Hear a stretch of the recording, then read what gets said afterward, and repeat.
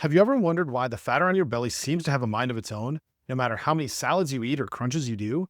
That deep internal fat isn't just stubborn, it's dangerous. But here's the good news. Today, I'm going to share the top 5 evidence backed behavioral strategies you can start right now to reduce visceral fat. The fat that wraps around your organs and drives inflammation, insulin resistance, and disease. These aren't gimmicks, and they're not easy, but they work. So let's step back and look at the big picture. Why this fat matters. So let's start with what we're talking about. Because if you don't understand visceral fat, you'll treat it like just another pinchable love handle and miss the real problem. So you've got 2 main types of fat: subcutaneous fat, which sits just under your skin, and then visceral fat, which is packed deep in your abdomen, nestles around your liver, pancreas, and intestines. Subcutaneous fat can be annoying, for sure, but it's mostly inert. Visceral fat, on the other hand, it's metabolically active. It acts like a rogue hormone factory, pumping out inflammatory cytokines, messing with your insulin signaling, and cranking up your blood pressure, even increasing your risk of heart disease, type 2 diabetes, and certain cancers. And the kicker, you can be normal weight on the outside, but still carry a dangerous amount of visceral fat on the inside. It doesn't always show up on the scale, but it shows up on your MRI. Fortunately, we've got good data, randomized trials, longitudinal studies, and meta-analyses that point to 5 behavioral strategies that actually lower visceral fat meaningfully over months, not decades. Let's go through them one by one. The first one, and probably the most underrated, is fixing your sleep and managing your stress. Because poor sleep and chronic stress don't just make you tired and cranky. They actually rewire your hormones in ways that promote visceral fat storage. In a 6-year longitudinal study in sleep in 2010, adults who improved their sleep from under 6 hours a night to 7 or 8 gained significantly less visceral fat over time, about 40% less than short sleepers.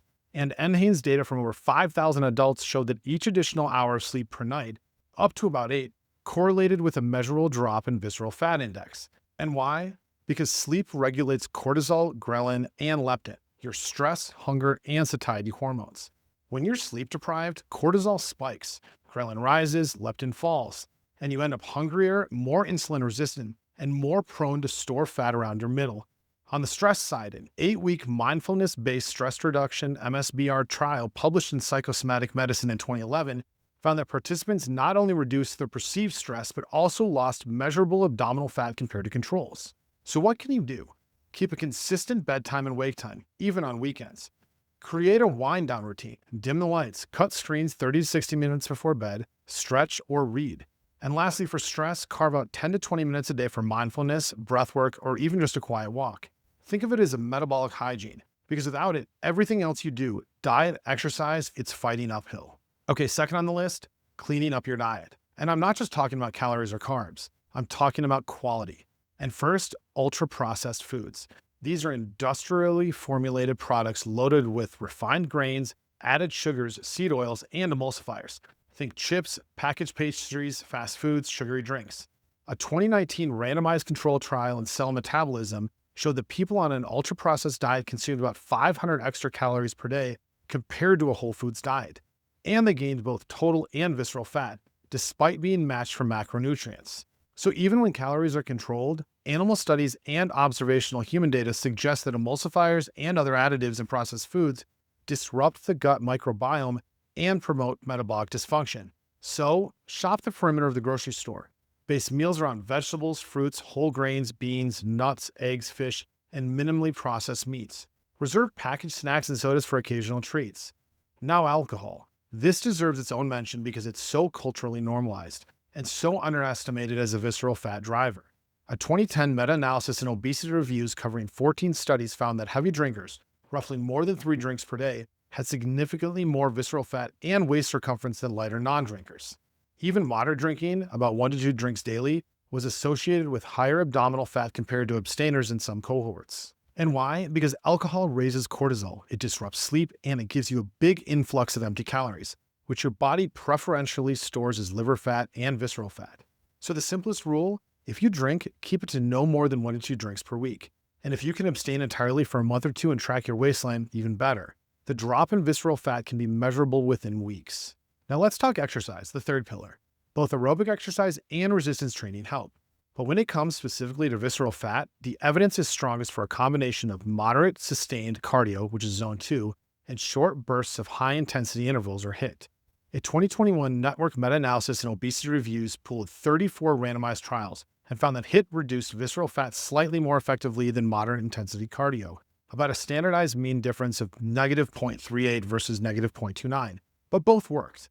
Zone 2 cardio, when you're at 60 to 70% of max heart rate, is sustainable. It improves mitochondrial health and burns fat preferentially when done in longer sessions. You should be able to speak in full sentences but still feel like you're working. Think brisk walking uphill, easy jogging, cycling, rowing for 45 to 90 minutes at a time.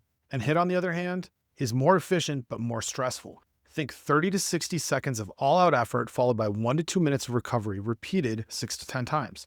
This can be sprints, bike intervals, or bodyweight circuits. And the best practice? Build your week around 3 to 4 longer Zone 2 sessions, with 1 to 2 HIIT sessions layered on top if you tolerate them well. And if you're new to exercise, start with Zone 2, safer, lower injury risk, and builds a foundation. Also, resistance training. While not as directly impactful on visceral fat, it helps preserve lean mass and improves insulin sensitivity. Aim for 2 to 3 sessions per week.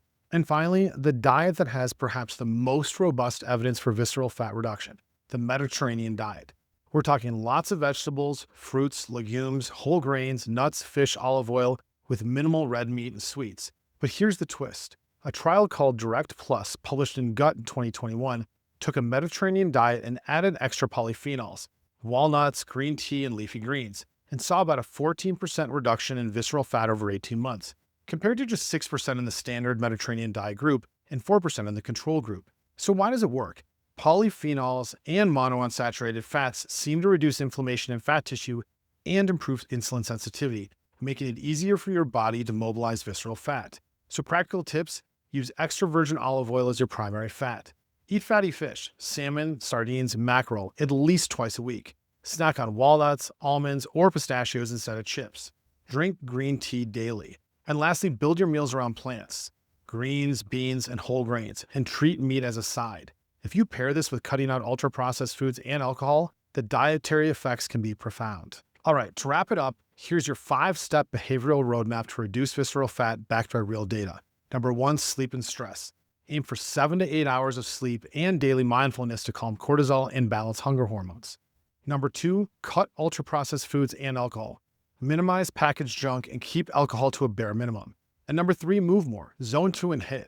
Anchor your week with long, moderate cardio sessions and sprinkle in short HIIT if you can. Number 4, Mediterranean diet. Base your meals on plants, fish, olive oil, nuts, and polyphenols.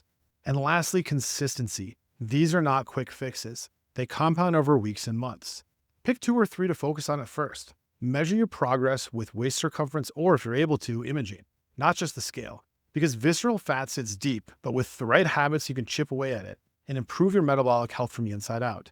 And as always, I thank you so much for tuning in. And remember, you can't out-willpower biology, but you can outsmart it. Stay consistent, stay curious, and I look forward to seeing you in the next one.